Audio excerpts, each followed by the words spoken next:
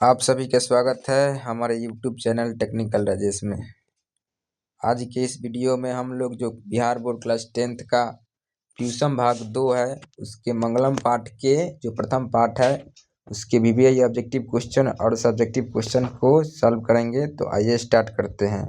इससे पहले मैं आपको बता दूं कि यदि आप इस चैनल पर नए हैं तो इस चैनल को ज़रूर सब्सक्राइब कर लेंगे। इसके बाद दोस्तों के पास इस वीडियो को ज़रूर शेयर करेंगे और लाइक भी कर लेंगे। तो आइए स्टार्ट करते हैं।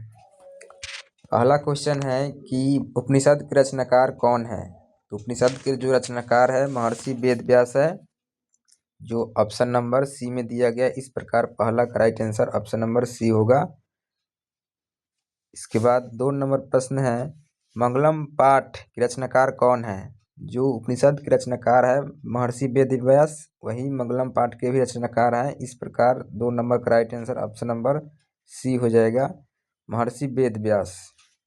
इसके बाद वाला प्रश्न है कि मंगलम पाठ में कितने मंत्र संकलित है। तो मंगलम पाठ में 5 मंत्र संकलित है जो सभी उपनिषद से हैं।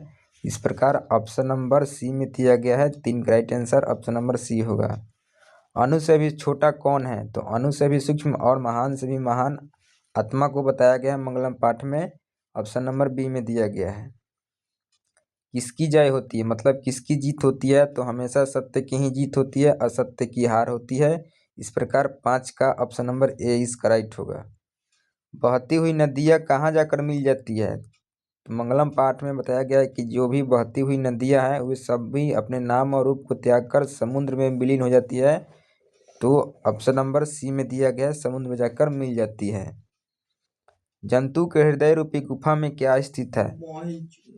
तो जंतु के हृदय रूपी गुफा में आत्मा निवास करता है।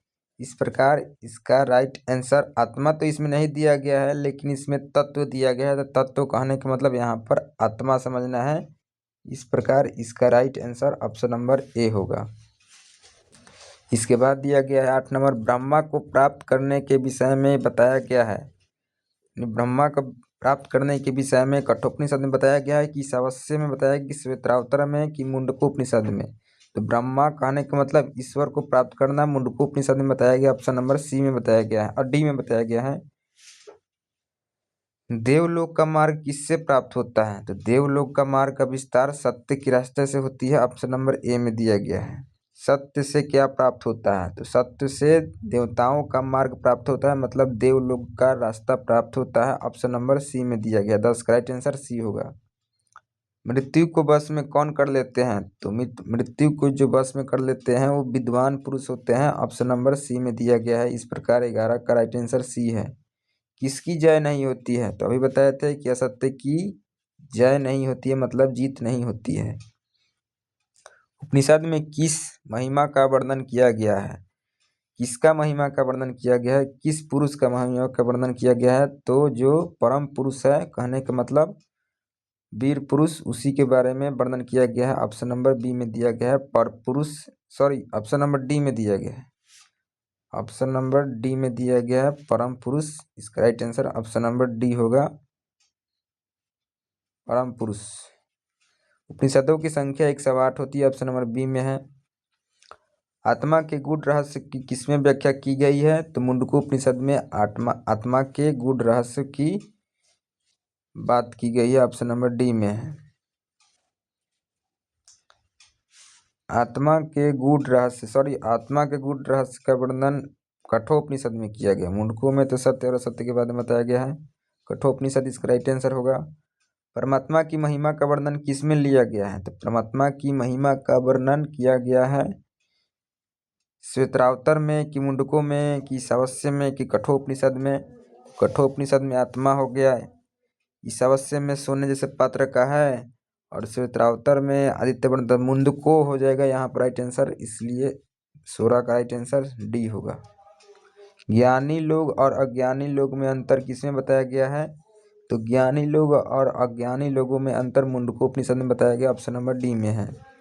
सत्य का मुख किससे ढका हुआ है। तो सोने के पात्र से ढका हुआ है, मतलब हिरण्मय पात्र से ढका हुआ है। इस प्रकार 18 का राइट आंसर डी होगा। सत्य का खजाना कहाँ है। तो सत्य का खजाना पृथ्वी लोक पर है कि नरक लोक पर है कि देवलोक पर है, तो इसका राइट आंसर मंगलम पाठ के आधार पर देवलोक होगा। सत्य का खजाना देवलोक में है, ऑप्शन नंबर सी। इसके बाद सब्जेक्टिव प्रश्न शुरू हो रहा है। तो पहला प्रश्न है कि उपनिषद का स्वरूप क्या है, पठित पाठ के आधार पर स्पष्ट करें। तो उपनिषद जो है वैदिक वाङ्मय के अभिन्न अंग है और इसमें दर्शन शास्त्रों का सिद्धांत का प्रतिपादन किया गया है। सभी जगह परम पुरुष परमात्मा का गुणगान किया गया है और परमात्मा के द्वारा ही संसार व्याप्त और अनुशासित है। सत्य की प्रकाष्ठा ही ईश्वर का मूर्त रूप है और ईश्वर ही सभी तपस्याओं का परम लक्ष्य है। मतलब जो भी नियोगी पुरुष है, परम पुरुष होना चाह रहे हैं, उस तप से ही हो सकते हैं। मतलब इसमें उपनिषद में बताया गया है। इस प्रकार आत्मा का स्वरूप भी इसमें मिलेगा और ज्ञानी और अज्ञानी लोगों का भी अंतर मिलेगा। इसके बाद 2 नंबर प्रश्न है कि आत्मा का स्वरूप क्या है, पाठित पाठ के आधार पर स्पष्ट करना है। तो आत्मा के स्वरूप का वर्णन कठोपनिषद में बताया गया है, जो कि अपूर्व विश्लेषण किया गया है। कठोपनिषद में आत्मा मनुष्य के हृदय रूपी गुफा में व्यवस्थित है और अणु से भी सूक्ष्म और महान से भी महान है।